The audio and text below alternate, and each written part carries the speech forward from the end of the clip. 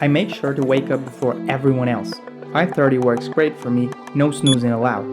I fit in my transcendental meditation like a real CEO and practice deep diaphragmatic breathing.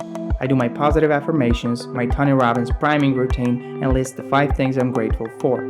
Quickly brush my teeth, do my face routine, moisturizer, and all that jazz, and get on my PC. I reply to important mails, check Notion's weekly tasks, and prioritize. I'll take my nootropics, put some headphones on with an information-dense podcast, and go for a walk out in nature. I make sure to get exposed to light and hit my caffeine for the day so I stay focused and alert. I fit in a quick micro workout, scan through 40 pages of a self-development book, and finally, I can start my day. Ready for the day? In under 2 hours, I've done what most people do in a day. It's just, I'm joking. This is definitely not my morning routine, and it shouldn't be yours too. Let me explain. Instead of copying other creators and CEOs and productivity masters, maybe find what works for you. We all have different needs, goals. We all have to be at a certain place at a different time. So tweak things in the way that it'll fit your own lifestyle. There are certain things like priming routines and journaling and reading a book, which if it sets the tone for the day and for the goals that you want to achieve, then great. If not, it's a thing for someone else. Usually, my mornings are very flexible, and I do that intentionally. Usually, I'd prepare my tasks beforehand for the week in advance, so on Sunday, I'm preparing the next 7 days of work. This is one simple rule that helped me a lot. Each day can have as many tasks as you want, but there is one main agenda. There is one thing which you absolutely have to do, and it's a cognitively demanding, it's a hard task that brings you closer to your goals. For example, for me, that could be filming a video, writing an article, doing a research, finishing the exam I had, etc., etc. Now, many productivity hacks and books and quick tips can help, but check out this one because it changed my outlook on productivity forever. Let's say you're having a massive 5-year plan to achieve the most exciting goals you want.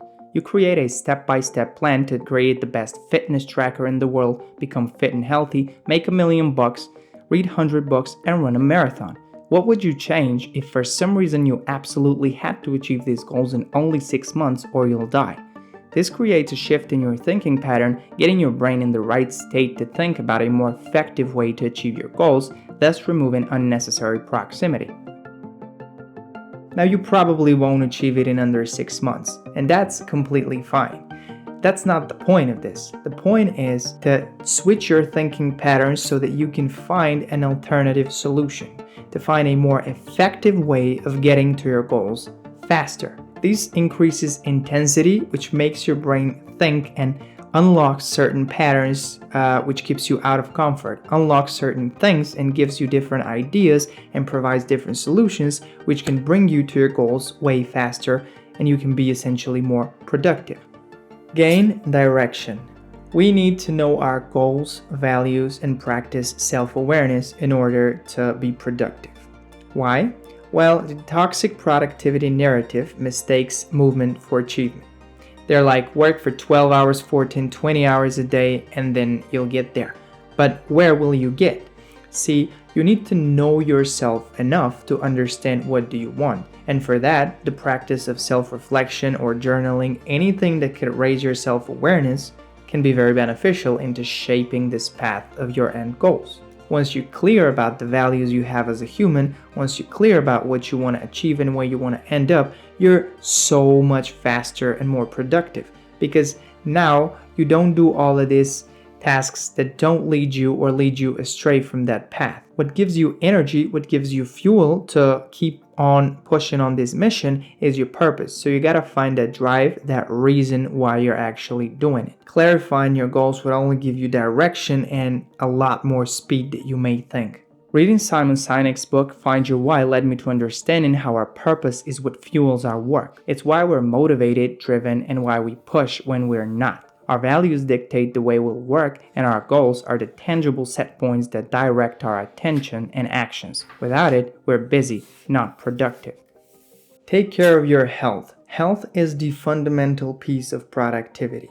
You need that youth, you need that exuberance, that energy, that vitality that'll fuel you on a path to the most productive self you can be. You can't produce when sick, and you also can't optimally produce when you're battling 15 diseases and you're not at a high energy level. It's why most of the CEOs you know of still do cold showers, meticulously track their health, eat healthy, brain supportive foods, and have clean diets or fast.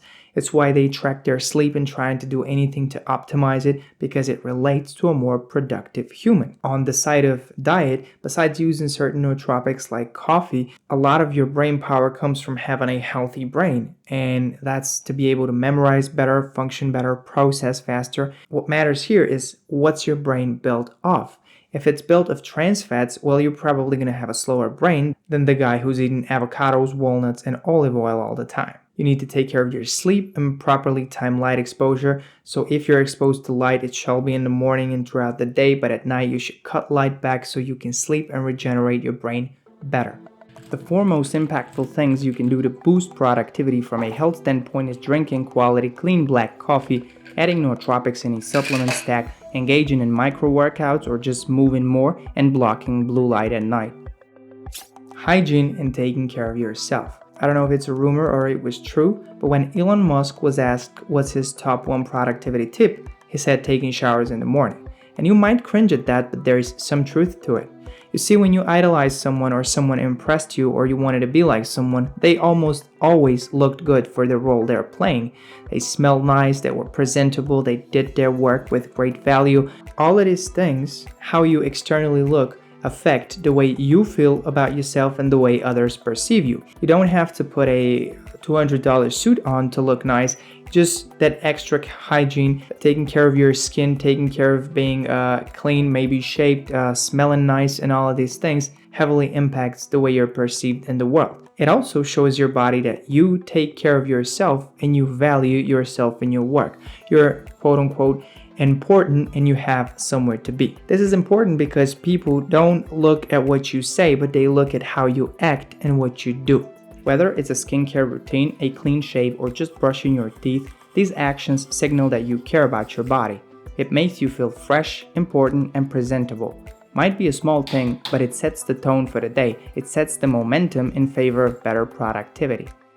Identify and reduce your time wasters. If you absolutely hate work, that's another thing to solve and you want to re-examine your values and goals. However, if your work is feeling okay, if it's good, but you're not at the level where you want to be because you have distractions due to social media or chit chat or someone calls you, notifications pop out, you need to recognize these time wasters and distract them.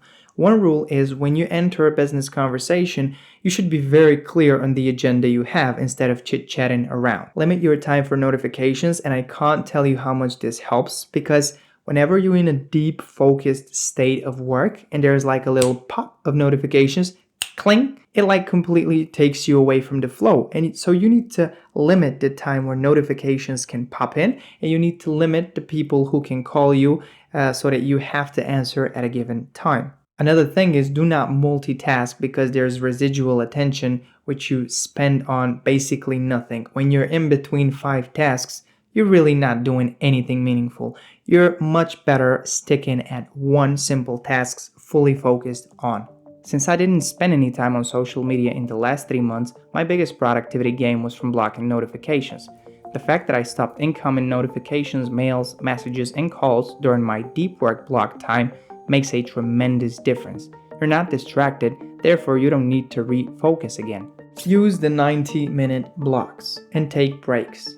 When I research productivity, I heavily bump into the 90-minute blocks, whether that's through reading the Deep Work, Cal Newport, or the Huberman's podcast or other productivity gurus. They always tell me to work in a 90-minute block.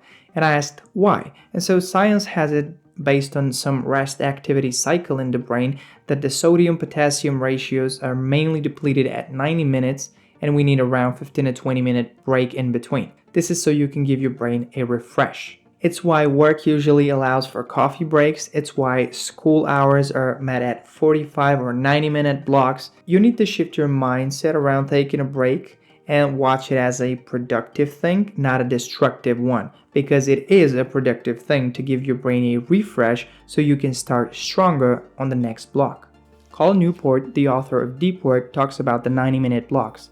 It seems that the brain is far more effective when working in such blocks, but not when schedules are inconsistent. This means we must prioritize deep work blocks at the same time each day. Mobile workstations.